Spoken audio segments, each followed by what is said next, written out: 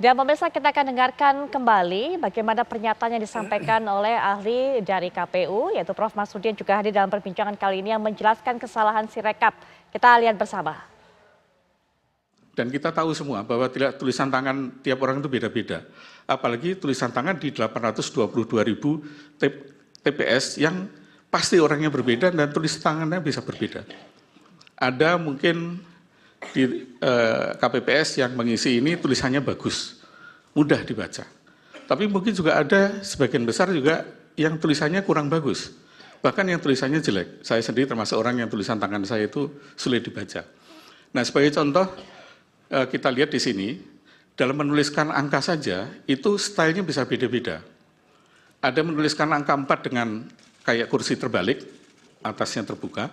Tapi ada juga seperti yang di pojok sebelah kiri, 4 itu tertutup atasnya. Demikian juga angka-angka lain. 1 ada yang menggunakan, ada yang pakai topi dan sepatu, ada yang cuma garis saja. Nah, karena itu optical character recognition itu kalau di laboratorium, itu akurasinya masih sekitar 99%. Jadi masih ada kemungkinan error 1% di sana. Tapi kalau dipakai di lapangan, itu bisa lebih rendah lagi. Nah, paling tinggi itu sekitar 92-93%. Jadi ada kemungkinan 7% salah ketika OCR ini merubah gambar menjadi angka. Nah, ini problem yang pertama. Problem kedua adalah karena Sirekap Mobile itu ada di install di masing-masing handphone dari KPPS, maka yang terjadi kita tahu bahwa handphone itu beda-beda mereknya, beda-beda kualitasnya. Ada handphone yang kualitas kameranya sangat bagus, ada handphone yang kameranya sangat kurang bagus. Resolusinya juga beda-beda. Nah, akibatnya terjadilah seperti contoh di atas di layar, itu form C1 bisa beda-beda, kualitasnya ada yang gambarnya jelas, ada yang buram, ada yang remang-remang, ada yang warnanya jadi putih, ada yang warnanya kekuning-kuningan, begitu. Ini dari sisi kamera, problem kedua. Problem ketiga adalah dari kertasnya sendiri. Kita lihat contohnya di yang form C1 yang di kanan itu kertasnya terlipat. Sehingga ketika terlipat ini bisa menimbulkan kesalahan interpretasi oleh OCR ini. Kita sudah dengarkan tadi bagaimana penjelasan yang disampaikan oleh Prof. Marsudi dalam proses persidangan, di mana Sirekap ini menggunakan teknologi yang bernama OCR, yaitu Optical Character Recognition. Bang Mustafa mungkin bisa berikan pandangan ataupun juga tanggapan terhadap dua hal saya minta. Dikatakan tadi oleh Prof. Asrun bahwa yang disuarakan oleh pasangan 01 termasuk juga 03 soal Sirekap hanya riak-riak saja untuk menutupi bahwa suaranya tidak cukup tinggi yang didapatkan pada pemilu. Yang kedua juga sebentar, nanti juga bisa diberikan tanggapan bahwa keterangan yang disampaikan oleh Prof. Marsudi tadi mengenai kesalahan yang terjadi pada Sirekap. Oke, pertama soal angka, dua soal proses saya sentil nanti. Pertama soal Sirekap ini. Terkait dengan angka. Kita kan bukan pertama kali ini mengadakan pemilu menggunakan sistem seperti Sirekap. Saya juga terlibat dalam pemilu 2019. Saya pula yang relawan IT di 02, ya Pak Prabowo pula. Saya pula yang melaporkan kecurangan 2019 ke Bawaslu.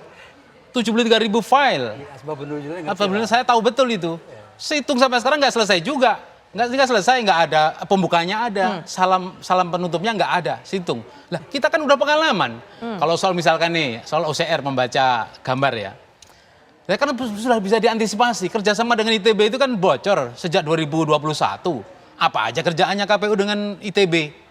Kan sudah bisa diantisipasi supaya tidak terbaca kemudian hasilnya salah dari gambar. Gimana caranya? Supaya kertas ini tidak terfoto, sehingga menghasilkan resultan yang salah, gimana cara ya disetelika atau gimana ceritanya. Kan ada antisipasinya. Dalam sebuah adagium ada yang bicara gini, setiap ada gembok dibikin, maka kuncinya dibikin oleh penjahat.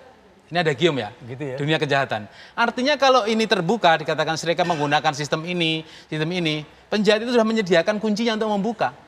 Oleh karena itu, iya, tanggal 10 Februari, 4 hari sebelum pemilu, tim kami sudah menemukan kejanggalan karena dalam mobile apps itu tiba-tiba muncul button kanal yang dia bisa mengubah value nilai angka, bisa ngubah-ngubah. Itu tiba-tiba muncul 4 hari sebelum pemilu. Padahal itu nggak boleh, yang dipegang oleh petugas di lapangan itu nggak ada button itu. Tapi nyata kemudian ada 4 hari sebelumnya, kita protes ke Bawaslu, kirim surat, dicuekin saja. Apalagi dikatakan penulisan angka seharusnya seragam. Lah justru ini kuncinya di sini. Ketika ini seharusnya seragam, maka mohon maaf nih, para penjahat-penjahat politik ini, mereka mempersiapkan kalau gitu supaya dia menang, kita bikin supaya nggak seragam. Kan bisa begitu. Setiap gembok dibikin, kunci juga dibikin. Baik, Jadi baik. mereka tahu. Yang kedua soal beliau. Tahan dulu. Yang Prof. Asun tahan dulu. Kita berikan kesempatan kepada Prof. Marsudi untuk bisa memberikan tanggapan. Seharusnya hal-hal seperti ini bisa diantisipasi, Prof. Marsudi. Silakan diberikan tanggapannya.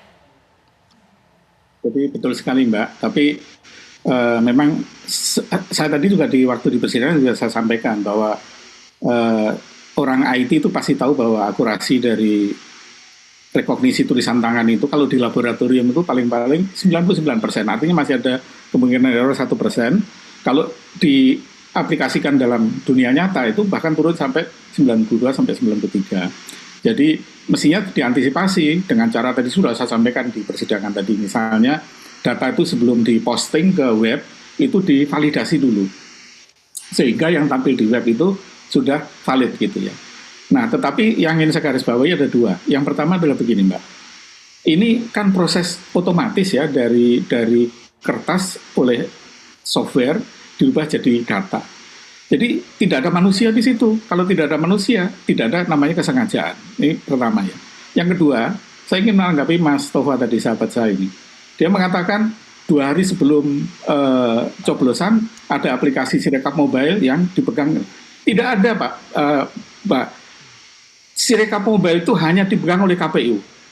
Di luar itu bukan Sirekap Mobile yang sah, gitu ya. Jadi tadi juga disampaikan ada yang dari ahli dari Amerika katanya mendapatkan menggunakan Sirekap Mobile kemudian dicoba-coba begini. Sudah disangka tadi di persidangan bahwa Sirekap Mobile itu hanya ada di KPU. Hanya KPU yang bisa mendesainkan kepada KPPS. Tidak ada ke tempat yang lain, gitu ya. Nah ini yang mungkin saya kira ya pengalaman dari Mas Ova ini kan dulu pernah 2019 di via Pak Prabowo lah ya, dulu kan hanya 2 calon. Waktu itu saya juga jadi saksi ahli di KPU, sama kasusnya, saya jadi saksi ahli untuk situng waktu itu.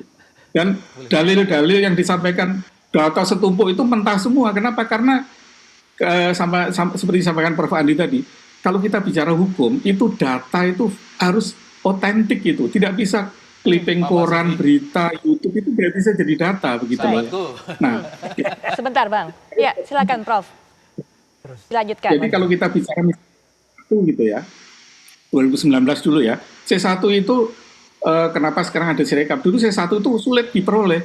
Jadi C1 yang beredar itu kita nggak tahu lagi itu C1 versi dari siapa begitu. Tapi dengan Sirekap ini, C1-nya memang di-upload ke Sirekap sehingga semua orang bisa mendownload. Beda dengan situng, makanya beda situng dengan Sirekap itu yang pertama adalah tidak ada entry oleh manual oleh manusia, yang kedua adalah form C1 hasil itu semua TPS dari 822.000 TPS itu ada semua di Sirekap, situng dulu tidak.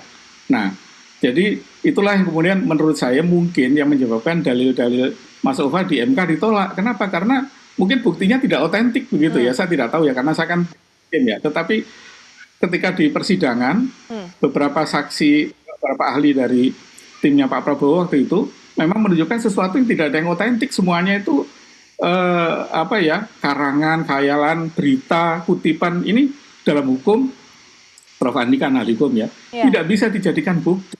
Baik. Itu harus fakta gitu, fisik begitu loh. Nah, sama dengan tadi ketika ada tuduhan ada aplikasi Sirekap Mobile sudah berubah dipencet sini misalnya. Tidak ada Sirekap Mobile yang beredar di luar selain dari KPU. Ini perlu saya tegaskan karena ini jadi menyesatkan gitu loh.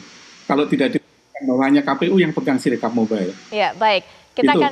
Baik Prof. Marsudi, kita akan tahan dulu, kita jeda dulu, nanti silakan ditanggapi. Tidak ada hal seperti itu. Bang Nahra, Prof. Asun juga mungkin bisa berikan pandangan mengenai masalah pembuktian. Bukti harus otentik begitu, bukan hanya sekedar clipping, data dan sebagainya. Nanti kita akan lanjutkan kembali setelah jeda.